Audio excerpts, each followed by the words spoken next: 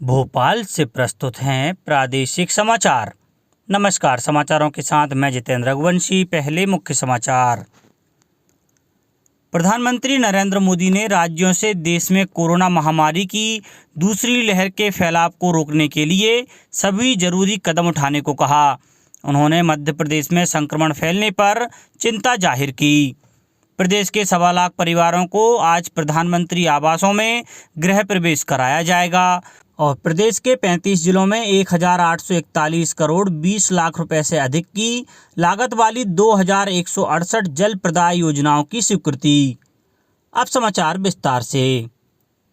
प्रधानमंत्री नरेंद्र मोदी ने देश में कोरोना महामारी की दूसरी लहर के फैलाव को रोकने के लिए सभी जरूरी कदम उठाने की आवश्यकता पर जोर दिया है।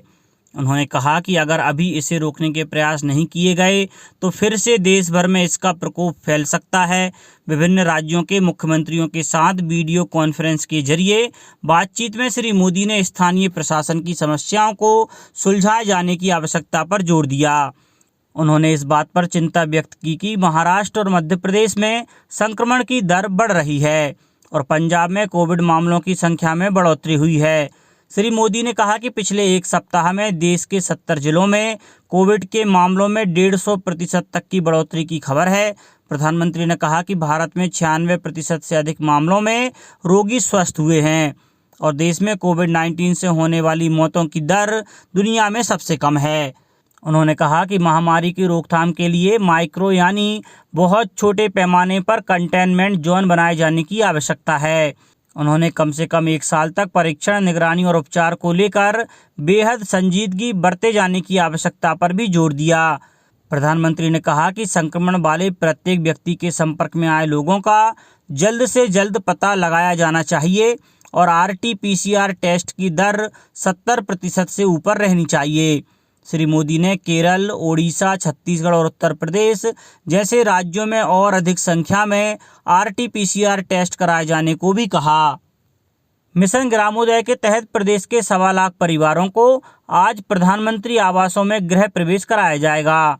मिशन ग्रामोदय का यह मुख्य कार्यक्रम धार जिला मुख्यालय पर प्रातः 11 बजे मुख्यमंत्री शिवराज सिंह चौहान की उपस्थिति में होगा।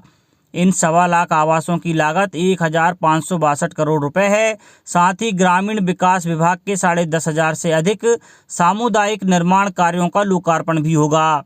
इनमें 6,000 सामुदायिक स्वच्छता परिसर, 2,000 खेल मैदान, 2,000 शांति धाम और 634 पंचायत भवन शामिल हैं। प्रधानमंत्री आवास योजना में गरीब परिवारों के लिए यह आवास कोरोना काल के दौरान निर्मित हुए हैं। मध्य प्रदेश में कोरोना काल की चुनौतियों से निपटते हुए 3 लाख से अधिक आवास निर्मित किए गए हैं। मिशन ग्रामोदय के इस कार्यक्रम में केंद्रीय गृह मंत्री अमित शाह और ग्रामीण विकास मंत्री नरेंद्र सिंह तोमर वर्चुअली शामिल होंगे। लोक स्वास्थ्य यांत्रिकी विभाग ने प्रदेश के 35 जिलों में 1841 करोड़ 20 लाख 88 हजार रुपए लागत की 2168 जल प्रदाय योजनाओं की स्वीकृति जारी की है।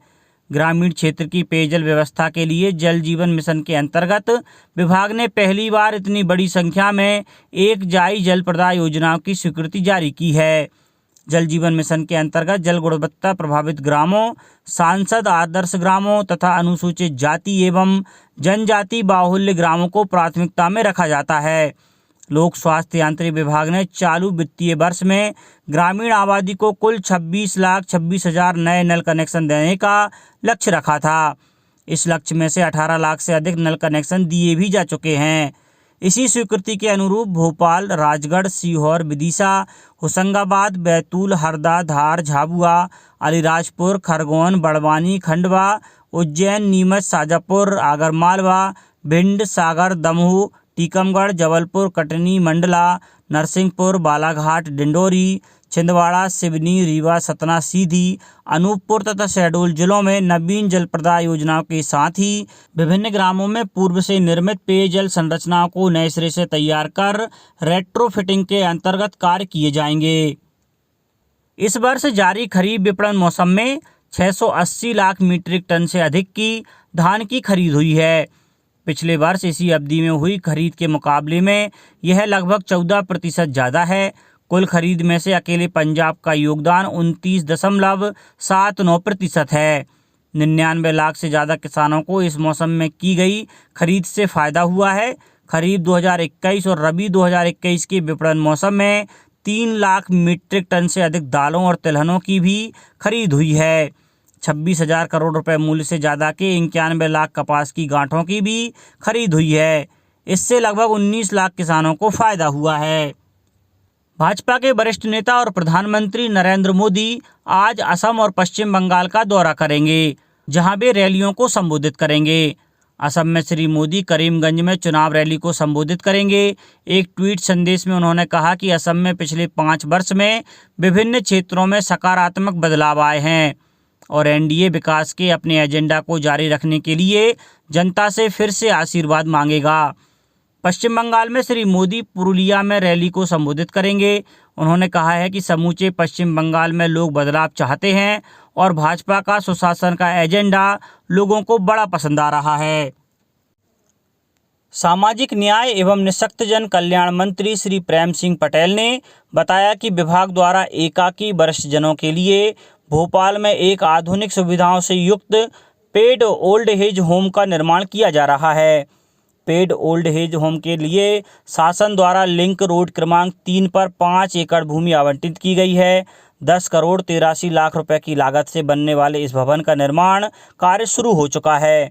पंडित श्यामा प्रसाद मुखर्जी के पार्क के पास स्थित यह भवन शहर के मुख्य स्थलों न्यू मार्केट, अरेरा कॉलोनी, 4 इमली, जेपी अस्पताल, Habibganj railway station, Bittan market के नज़दीक है। यहाँ यातायात के साधनों की भी पर्याप्त उपलब्धता है। यह प्रदेश का पहला पेड ओल्ड एज होम होगा। अब कुछ समाचार संक्षेप में। यूरोपीय संघ के औषध नियामक ने कहा है कि ऐसे कोई संकेत नहीं मिले हैं कि एस्ट्राजेनेका वैक्सीन से खून के थक्के बनते हैं। संसद ने चिकित्सकीय गर्भपात संशोधन विधेयक 2020 पारित कर दिया है। इस विधेयक में 24 सप्ताह तक के भ्रूण के गर्भपात की अनुमति दी गई है। भोपाल के रविंद्र भवन में 22 मार्च से 3 दिवसीय नाट्य समारोह का आयोजन किया जा रहा है। इस समारोह में शहर के रंगकर्मियों द्वारा निर्देशित नाटकों की प्रस्तुति होगी। इंदिरा गांधी राष्ट्रीय मुक्त विश्वविद्यालय ने जनवरी सत्र 2021 के लिए री रजिस्ट्रेशन फॉर्म ऑनलाइन जमा करने की तारीख 31 मार्च तक बढ़ा दी है।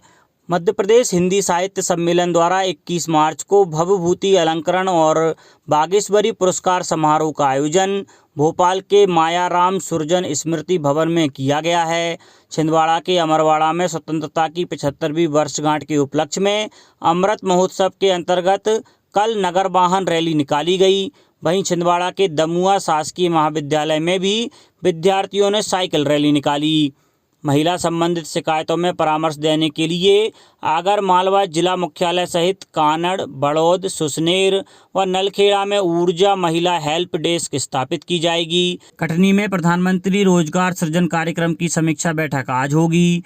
खंडवा निगम आयुक्त ने वित्तीय बकाया संपत्ति कर, जल कर एवं निगम स्वामित्व की किराए की दुकानों सहित समस्त करों की 31 मार्च तक वसूली करने के निर्देश दिए हैं। और गर्मी के मौसम को देखते हुए सीहोर जिला कलेक्टर ने जिले में पेयजल शिकायतों के निराकरण के लिए कंट्रोल रूम बनाया है।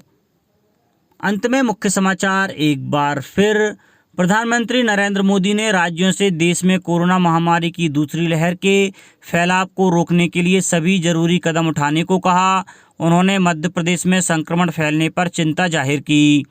प्रदेश के 1.25 लाख परिवारों को आज प्रधानमंत्री आवासों में गृह प्रवेश कराया जाएगा और प्रदेश के 35 जिलों में 1841 करोड़ 20 लाख रुपए से अधिक की लागत वाली 2168 जल प्रदाय योजनाओं की स्वीकृति। इस बुलेटिन में इतना ही। घर पर रहिए, सुरक्षित रहिए और सुनते रहिए प्रादेशिक समाचार। नमस्कार।